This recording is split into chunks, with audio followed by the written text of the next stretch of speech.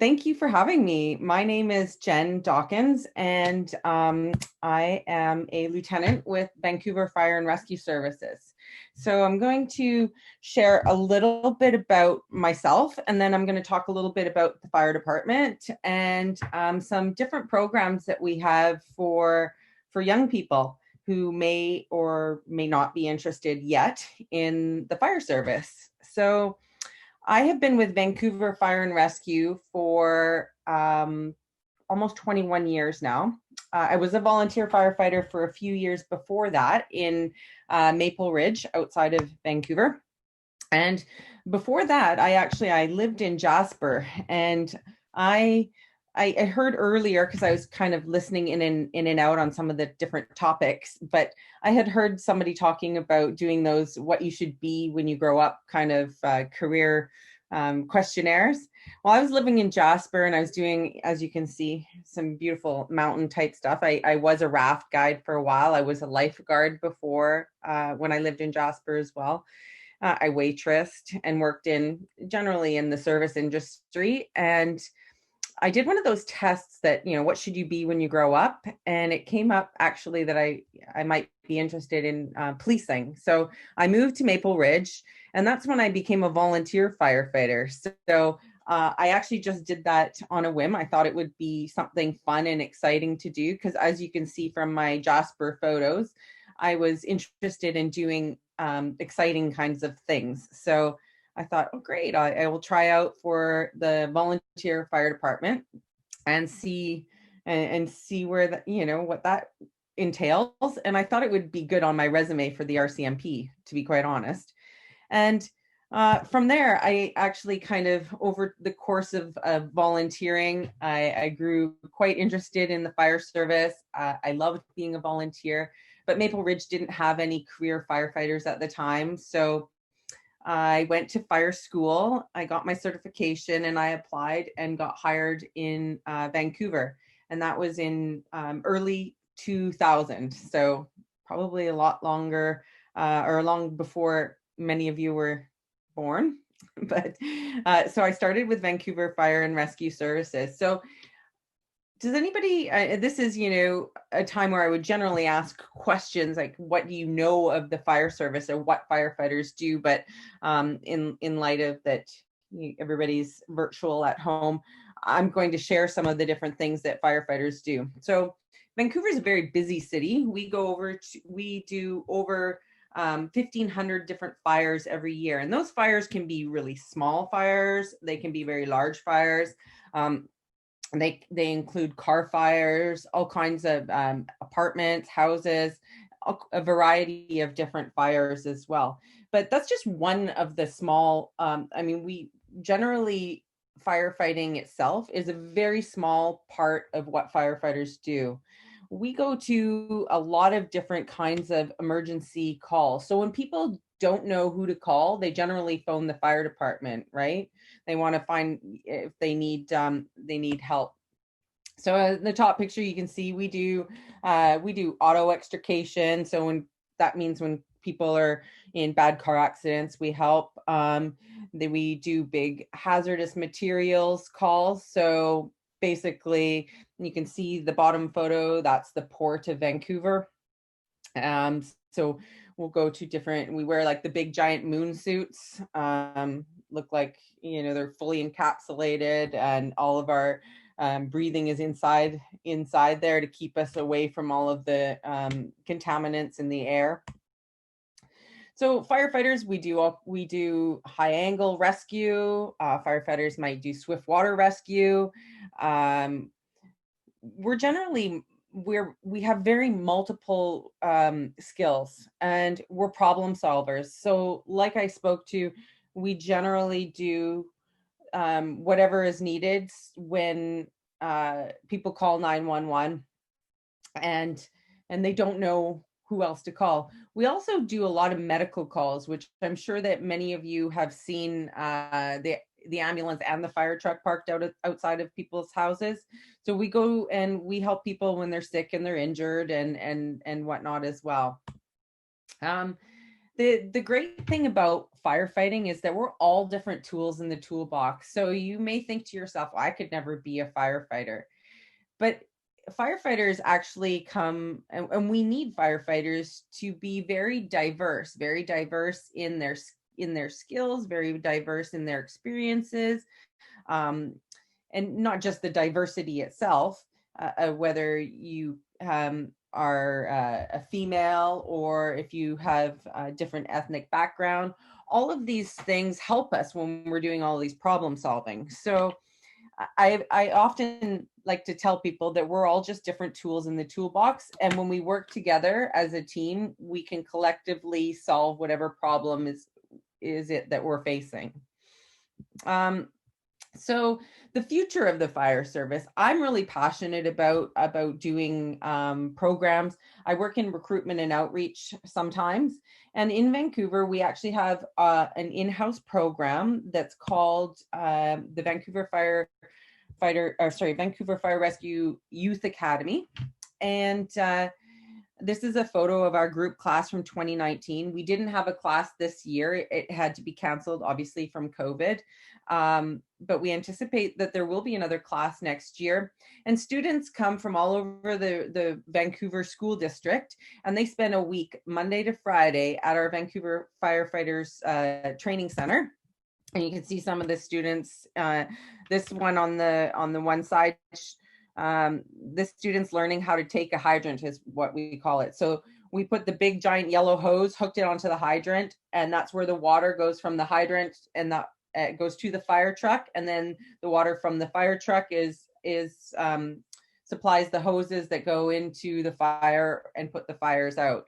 So the students on the left, we also use some foam to help extinguish fires that's put inside the hoses and assists in that. So you can see they were playing around with the foam, having fun. So in Vancouver, like I said, for 1 week every year, the students come in and they learn a bunch of different firefighting techniques and firefighting skills. They also learn CPR because, as I mentioned, being a first responder and doing first aid is a huge component of what we do as firefighters. So that's a couple of the different things that they get to do. Now, for me, one of the reasons I'm very passionate about doing things like this talk is because Marianne Elderman said, "You can't be what you can't see."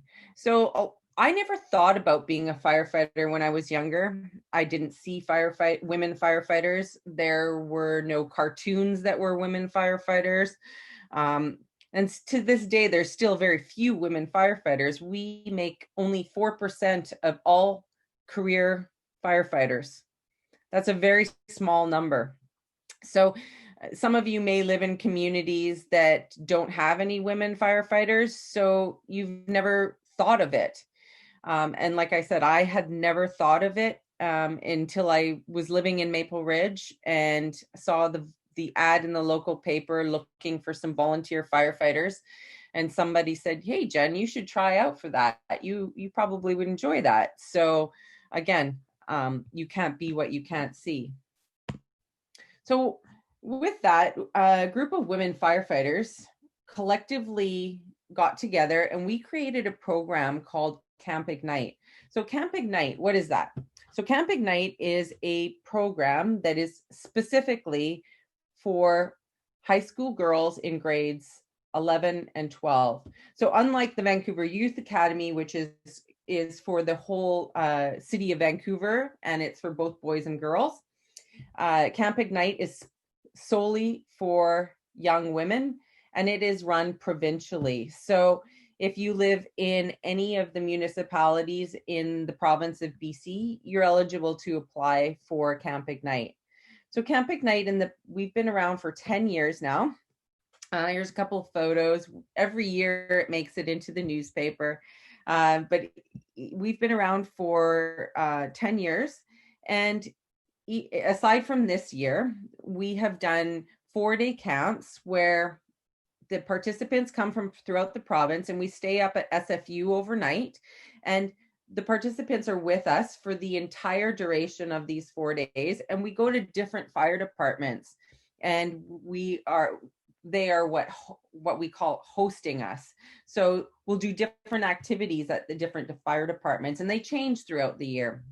We do other mentoring things as well during the evenings. We have some self-defense, but it's an incredible time, and it's an empowering time. It's meant not solely to spark the interest of women and young girls in firefighting, but to also let you know you can do anything that you want to do. And we do that by showcasing some of the skills that we do as firefighters that you would never be able to do. And it makes, when you think, oh wow, I never thought I could actually do that. You see the top picture, the girls are going into the burn building, we call it. So it's a structure at the Justice Institute where the participants actually are wearing all of what you see there. It's called our turnout gear. And you can see they've got, in the top picture, they're wearing the breathing apparatus. So it's called a self-contained breathing apparatus. It contains the air in your backpack, in a bottle on your back. And so you can go into the burn building, and you're actually going to, you can see in the picture that's on the front cover of the province, that was actually with the doors open, and they were actually inside that room with pallets on fire, feeling the heat and experiencing that. And so you can imagine when you leave that kind of an experience, actually getting to sit in and do that, you feel pretty strong and pretty amazing. So it is all about empowering you and making you aware that you can do anything in life that you want. As you can see in this picture here, there's a whole collection of women and girls. So this was one of our camps. Most of the firefighters are on the bottom, and most of the participants are up the stairs and along the top. And we're all different sizes and shapes. There's no one specific person that is a firefighter's body type, or because like I said, we're all different tools in the toolbox.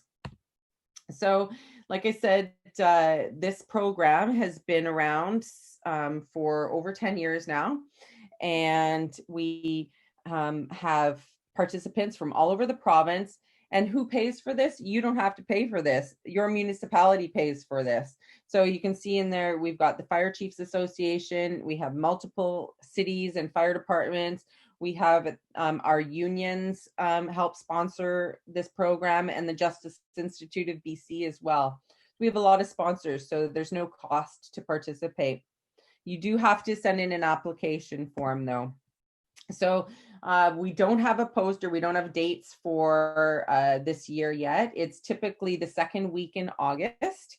And I guess with COVID happening, we will have a camp. We were very lucky this year. We didn't have our 4-day format staying overnight, but we were very lucky in that we could put on a COVID safe 1-day event where we had 25 youth from around BC participate in a 1-day program. So I am going to show a quick little video, and let's just hope the sound and works, and then you'll get a little idea. So this is our 3-minute video from this year, our COVID safe. So you'll get a little glimpse into what the camp entails.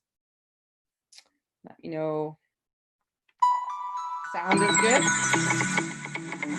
Good.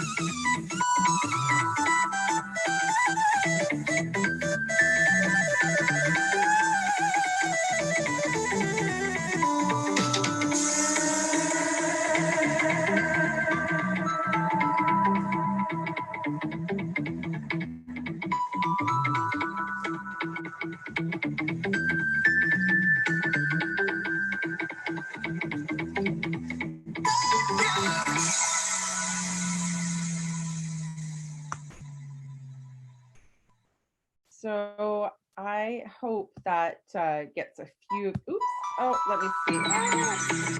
Now, let me see. Do I exit? Oh, hopefully that, oh, sorry. This is not my, my strength. There we go. I think we're good. Oh, there we go. There we go. So does anybody have any questions? I think we only have maybe 1 or 2 minutes for questions, but I do on the next slide have some information. You can follow us on Facebook, you can follow us on Facebook, on Instagram. The email address is at the bottom here. And so on my next screen, let's see, my next screen, I've got some chats. Do I have any questions? I don't think so.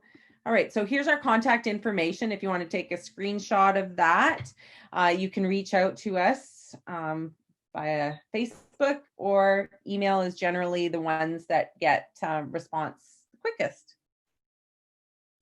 Does anybody have any questions? Thank you for having me. And I really hope to see some of you apply to Camp Ignite. Follow us on Facebook for the application process for next year.